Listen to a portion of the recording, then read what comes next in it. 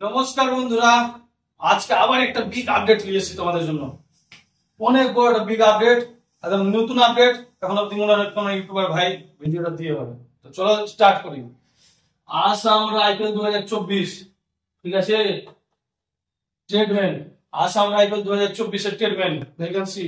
আশা করি তোমরা অনেকদিন থেকে অপেক্ষা করছো, কারণ কারণ হচ্ছে আসাম রাইফেল স্টেটমেন্টের প্রতি বছর দুবার করে, মানে প্রতি বছর দুবার ভ্যাকেন্সি বের হতো, কিন্তু এবছর এখনো ভ্যাকেন্সি কোনো খবর নাই।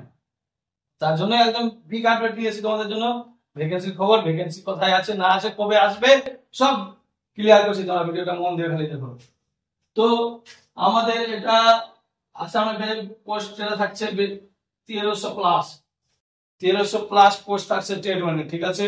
1300+ স্টেটমেন্ট থাকছে, প্লাস কি কি পোস্ট থাকছে, কুক থাকছে, water carrier, waterman, sweeper, tailor, cobbler, এগুলাই থাকছে।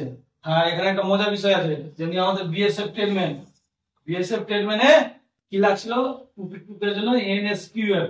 এখানে কোনো এনএসকিউ লাগবে না বন্ধুরা, জেনারেল, একদম জেনারেল, যে কোনো হোটেল ম্যানেজমেন্টের ওখান থেকে সার্টিফিকেট হলে বাস যথেষ্ট আছে।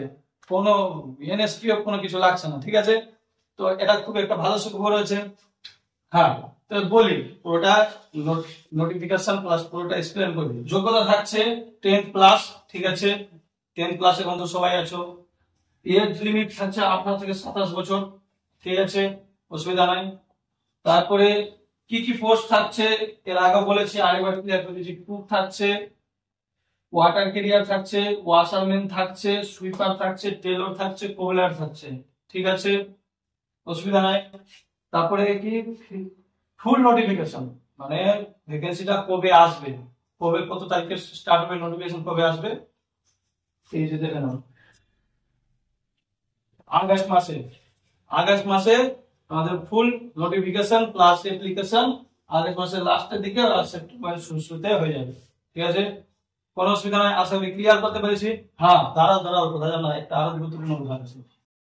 বন্ধুরা, আমাদের CAPF under nodal agency BSF, ঠিক আছে, এর আশা করি কিছু বুঝতে পেরেও না, বুঝিয়ে দিচ্ছি দাদা।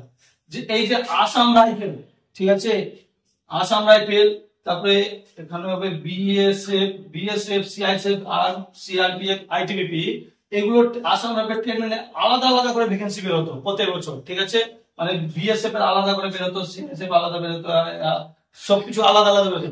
কিন্তু এখন কি করছে, এই যে সিএপিএফ আন্ডারে, ঠিক আছে, নোডাল এজেন্সির আন্ডারে বিএসএফ রিক্রুটমেন্ট, মানে দায়িত্ব বিএসএফই নেবে রিক্রুটমেন্টে। BSF, CISF, arm, CRPF, ITBP সবকিছু ভ্যাকেন্সি, মানে এর জন্যই এটাকে পুরো ক্লিয়ার করে দেবে। তো আশা করি বন্ধুরা তোমাদেরকে বোঝাতে পেরেছি, এক্সপ্লেন করতে বলেছি। ঠিক, চ্যানেলটাকে সাবস্ক্রাইব আর লাইক করে যাবা।